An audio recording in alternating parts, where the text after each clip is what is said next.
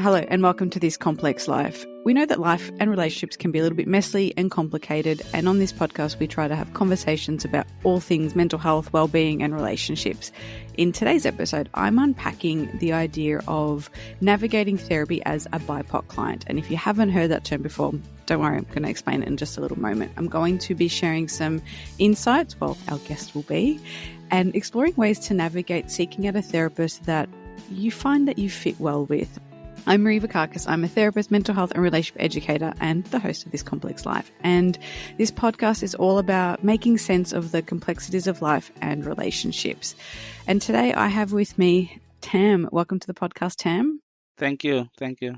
So Tam, you're now an educator. So you're educating other therapists and future social workers, and you work in a tertiary mental health service and alongside me at the Therapy Hub.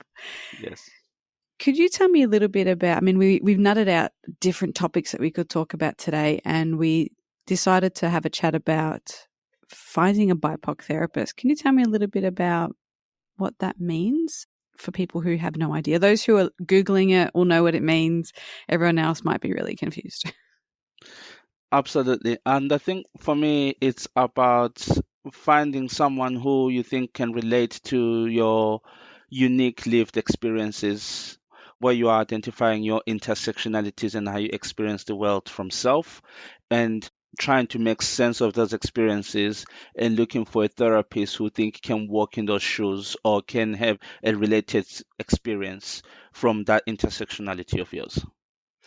So there's a few things there. One is maybe being part of a certain community or communities yourself, and then one might be working with particular groups. The term that I have for BIPOC is, so if someone says I work with BIPOC folk, it might be that they don't have a lived experience, but I've got the definition here as Black, Indigenous and people of colour. Yeah. So if someone is looking for a BIPOC therapist, they're looking for someone who is either Black, Indigenous or a person of colour. Absolutely. And I've had this conversation with a few other therapists around, we don't always necessarily know how to translate our own lived experience into into therapy. So is there a difference between being a part of that community yourself and actually having done some additional work to understand, like you said, intersectionality, barriers to accessing healthcare, putting kind of words to some of that experience? Absolutely. And I think part of being part of the community, for myself, being a Black male, is the insights and the uniqueness that I feel like I can share with my clients, or I can bring some understanding to clients in sessions about the uniqueness of experiences of what it is to be a Black person, a migrant living in a country where you are a minority or you are adhering to different standards and ways of living in terms of that sort of Western way of living, and how you're navigating the systems that are often you have to navigate. So sort of breaking it down to much more like migration. For example, I've lived as a refugee in the past in the UK and having to navigate the immigration system and the challenges that comes with that, and some of the emotional stress that causes in relationships for people. It's the uniqueness that I think I'm able to bring in that space for people who are from the same community as me. Yeah. There's so much in that. I'm not even sure where to go. My brain gets so excited with questions. One of the thoughts that came to mind as you were saying that is, and it wasn't directly related, but it's this idea of different minority groups having to educate other people on their experience, whether that be someone living with a disability, maybe based on gender or sexuality or race and religion. Do you think some of that is easier if you're finding a therapist that you don't have to kind of overt that, you don't have to wait for them to mention it, or you have to educate them, they might just know and you can have that conversation in an easier way? Absolutely. It's interesting. So I'll share some of my personal experiences. There is this sense that is here in Australia. I see it a lot in Australia, but I also see it a lot growing up in the UK. It's like when you see another black person in public, you sort of have to acknowledge each other, right? You sort of just nod at each other or just like a quick hello. I don't even know who their name is, but there's this sense of like we look at each other and we just acknowledge each other. And that is so common. And when I speak to other black people and go, oh, this is what I do, and they go, oh, I do the same thing too. And it's almost like this shared experience that we laugh about, but we haven't necessarily got like a term to it or why we do it. We sort of just happens. And I think those are some of the sort of the unique experiences where you really can, in session, you can really use that powerfully to delve deeper with people to understand what that connection means to them, right? And another sort of experience that I sort of think about is I've grown up having to tell my story. I've grown up in the minority. I grew up in. I remember when we moved to the UK, we were the first black family in a sort of really white British working class community, and there was a lot of like people being curious about me. Right, everywhere I go, I have to go. Hi, my name is Tom. I'm from Zimbabwe. This is what I do, and why I came to England. So it since there was this fascination of like I've had spent all of my time almost with this script that I have to carry with me and say to people because people are constantly curious. And I think for me that what I see a lot in therapy with people of my communities, they have navigated the world with a script of who they are and having to demonstrate why they are here, where they come from, bottom here, and so on and so forth. And I think in that there is a unique experience of going, why do we have to tell our story every time? And what does that Mm. mean for us that we having to constant people are so interested by us, and how we navigating a place where we never had to tell our story when in our home countries of origin, but now we're constantly having to tell people our story, and how do we experience that? Do we experience that as a form of like curiosity in other people, or do you experience it as a form of racism? Yeah, I think that's a really good example. And I've got a group, I've been doing some teaching as well, and we're doing a topic at the moment about intersectionality. And we've got quite a few students who were talking about this idea of in their home country, there were different either tribes or community groups or different religions, and there was very distinct groups. And then they come here and they all unite on the section of race. So Mm-hmm. they're all women of color. Mm-hmm. And when they're here, they're like, we feel more connected to each other here. Mm-hmm. And all of them were from different religions. Mm-hmm. All of them had different languages. Mm-hmm.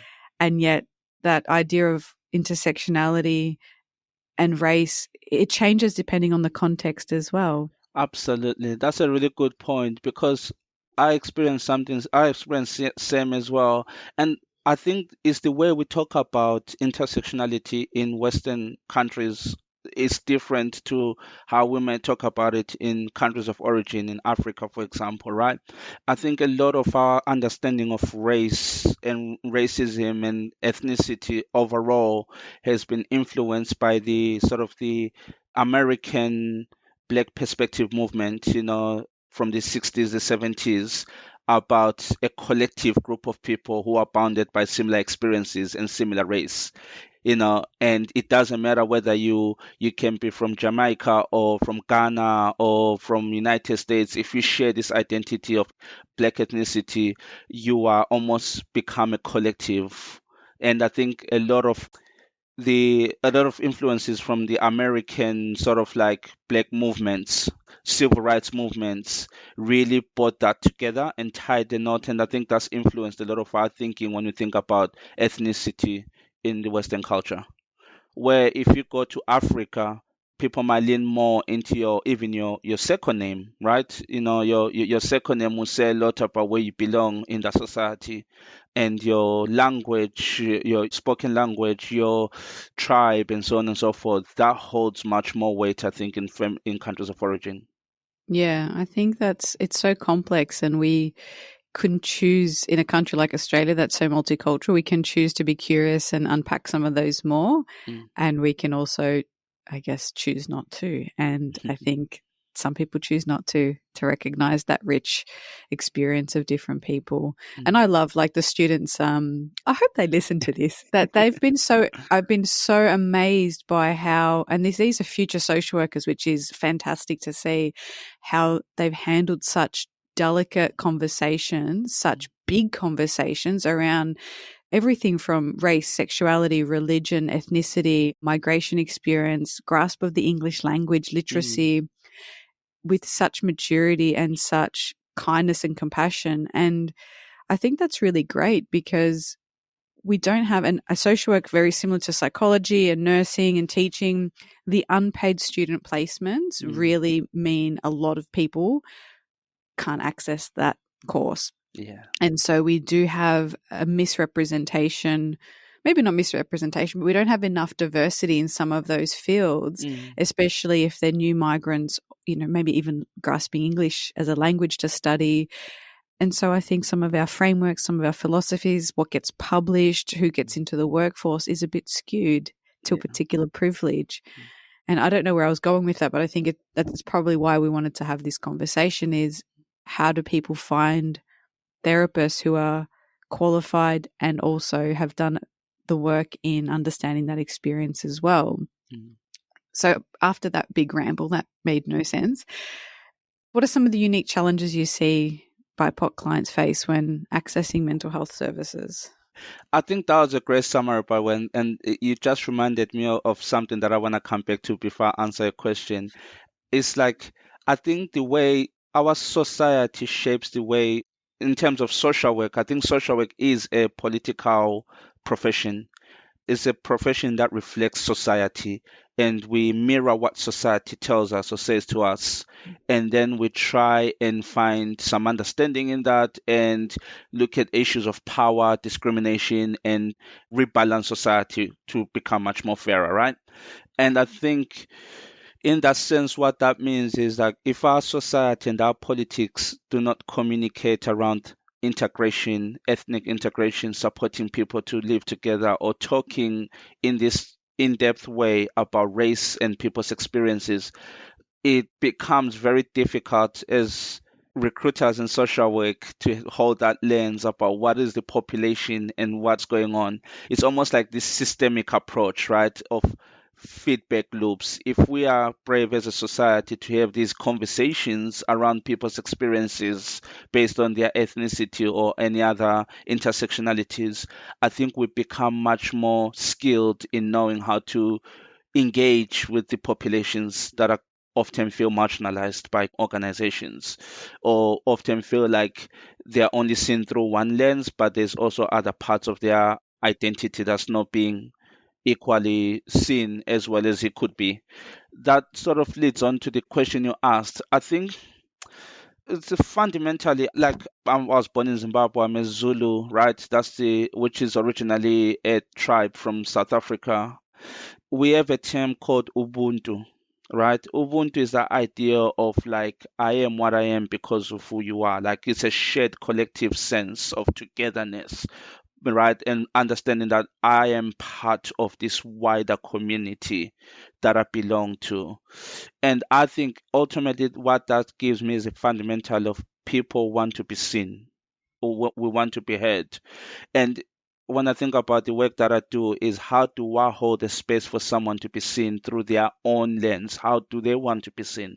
So how am I curious enough about their ethnicity and how they experience the world through that? Whether it's through things like interest, like music or sports or whatever they are into, to how they deal with statutory services like police and mental health services and so on and so forth, and taking from a lens that's from the individual and looking outwards into the community, rather than sort of taking a lens that looks at the organization and looking at the individual, right? How do we center people's experiences? So that's the lens that I try to take, and that I find that allows me as a therapist to see a holistic person, a person as a whole, and spend a lot of time investing on who they are in our early parts of the session before we even talk about what the presenting issues are. So, I mean, if that's part of the work you do, what are some of the challenges you see people face? Like, I mean, some that come to mind already for me is a lot of our assessment tools, and being mental health social workers, we don't really, that diagnostic approach is not really what we like to do. But a lot of those assessments are based on, I mean, there's a lot of, they're usually done at like universities with white students. And so a lot of them don't have maybe as much applicability across culture. They might assume a certain language base and ability to express language in a certain way. Even something as simple as the DAS, which is one of those things the GP usually does, which looks at depression, anxiety, and stress. It might say an unusually sad or irritable mood, and you might be like, but those words don't mean the same to me. So, you know, there's the way we understand the presentations. But then you mentioned around interactions with medical professionals and statutory services, and that's another area that I think for some people, the services don't have a kind of anatomical representation of things, of people that look like them. You know, a lot of, I think as a female, there's a lot of literature out there around even the female anatomy not being mapped out until a couple of decades ago, and painkillers were tested on men first. So people of color have additional things where they might have been used as trial subjects, as test subjects. There's a deeper distrust of the system. Absolutely. And so how do we kind of avert some of that stuff and recognize the difficulty that some people face in actually even reaching out for support, whether that's through a distrust of the system or stigma, shame, misunderstanding, fear? Like, what are some of the areas that the conversations you kind of see people having? Yeah, that's a really good point and really good question, because what you said is what I see all of that in my engagement with people of color specifically, right? And the mistrust of police, the mistrust of services, even the mistrust of therapy, even coming to therapy as a person of color is so much harder, right? It's so much more difficult. Then I think for me, what I try and listen out is, where is the origin of that story coming from, right? Because often or not, it's not the mental health that's the beginning of that difficulty with services. Where does it start from? Where did that mistrust begin from?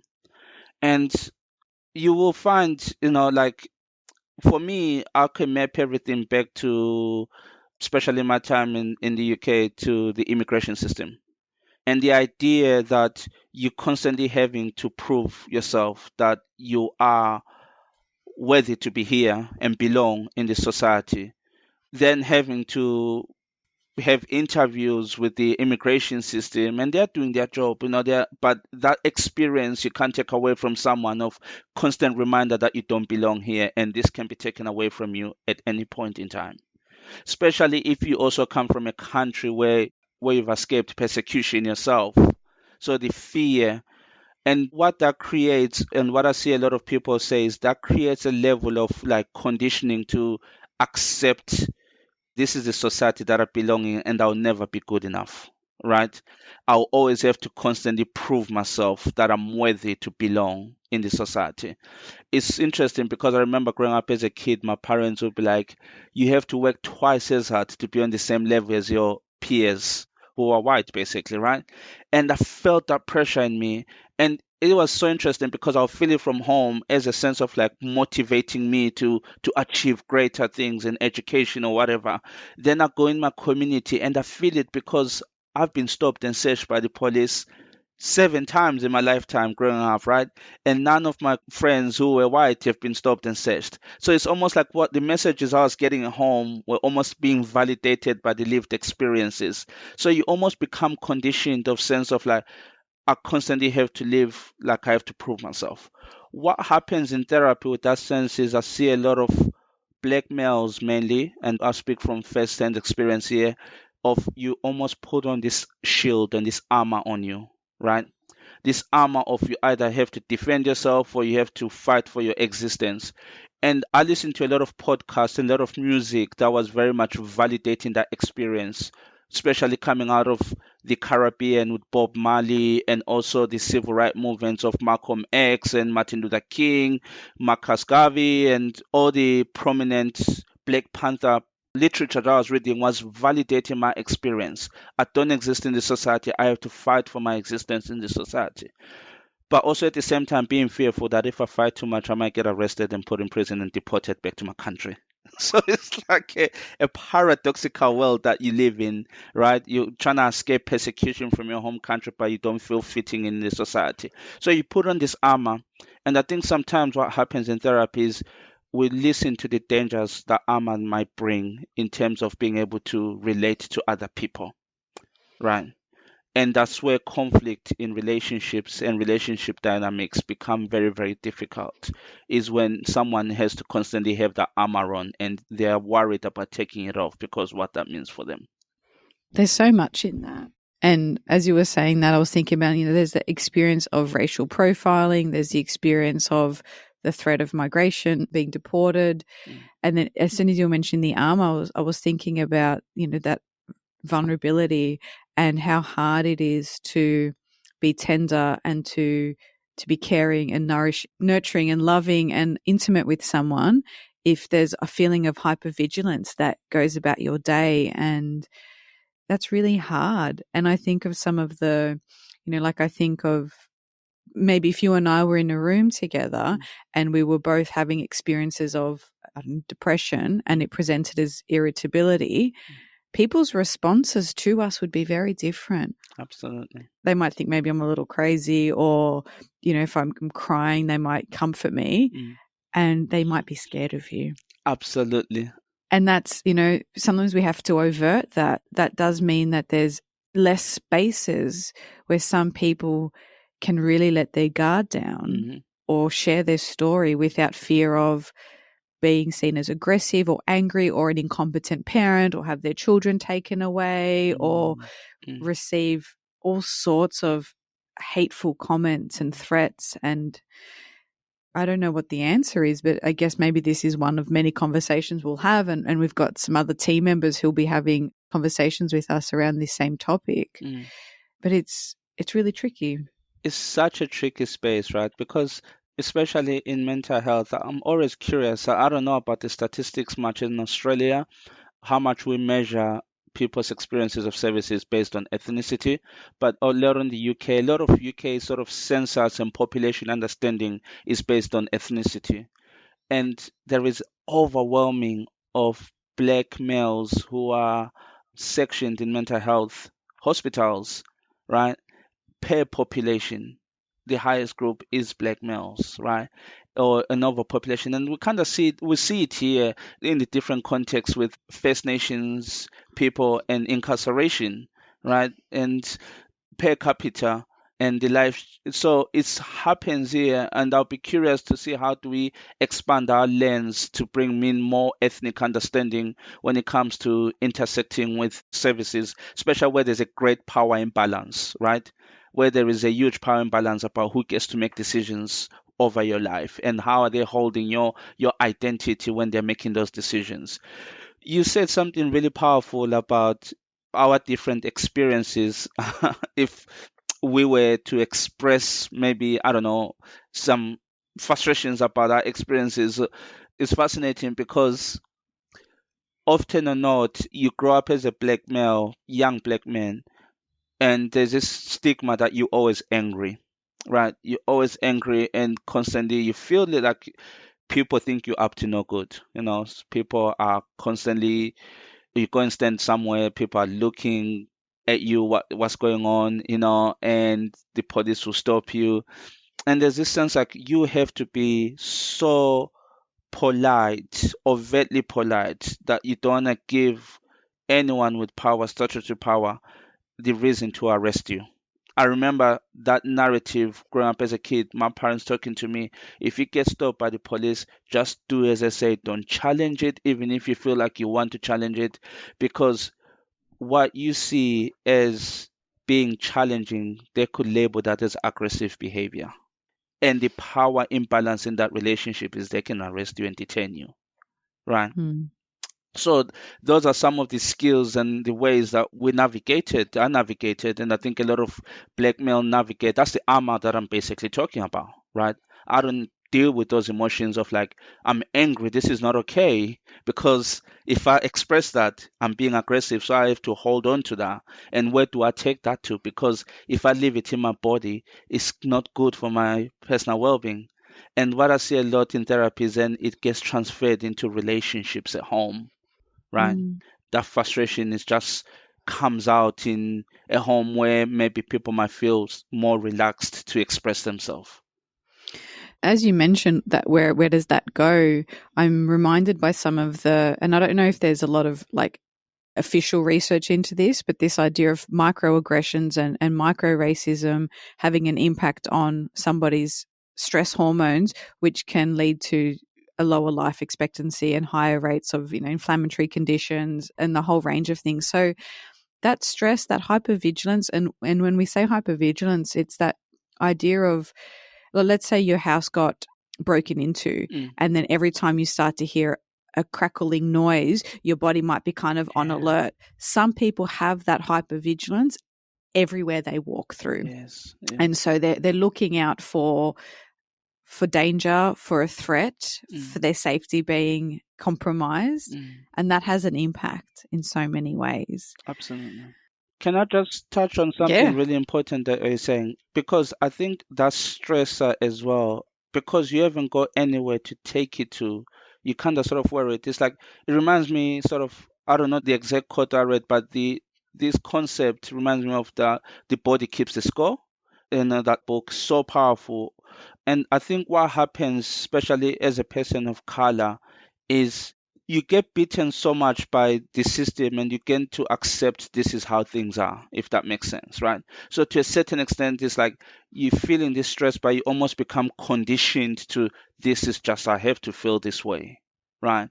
And then when things like it's always fascinating because sometimes I meet people of color or families of color in therapy, and they will be like have this sense of like, oh, that's just nothing. Like, no, I'm like, what you're going through is a very, very difficult, but it's almost like that sense of like, no, this is just nothing. We're just used to this. We used to live with injustice. We used to live with, even though we don't like it, we've become conditioned and accept it. It's almost like we've learned how to just accept this is how we're going to be and how life has to be for us to exist in this society.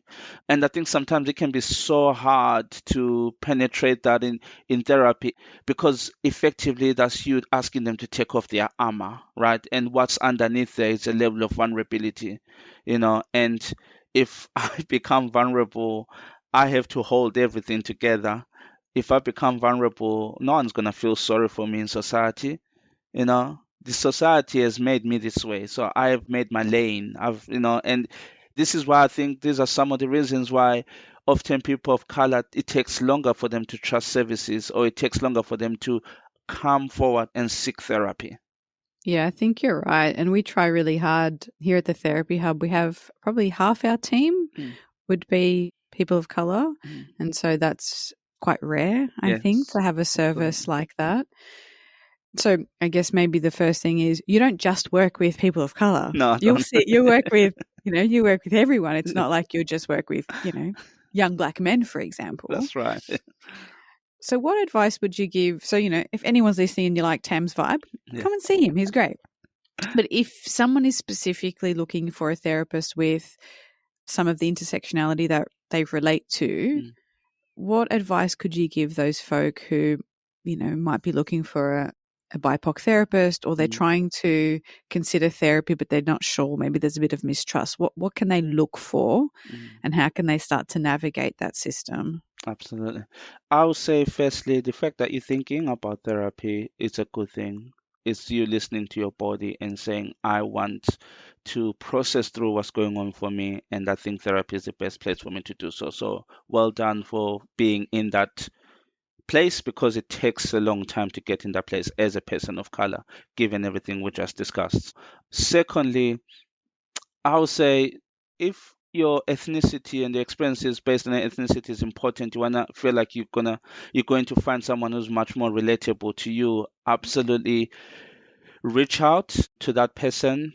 But I'm also at the same time, because what we just identified here as well is that how we think about intersectionality in the Western sphere is different to how people in the countries of origin people think about it as well.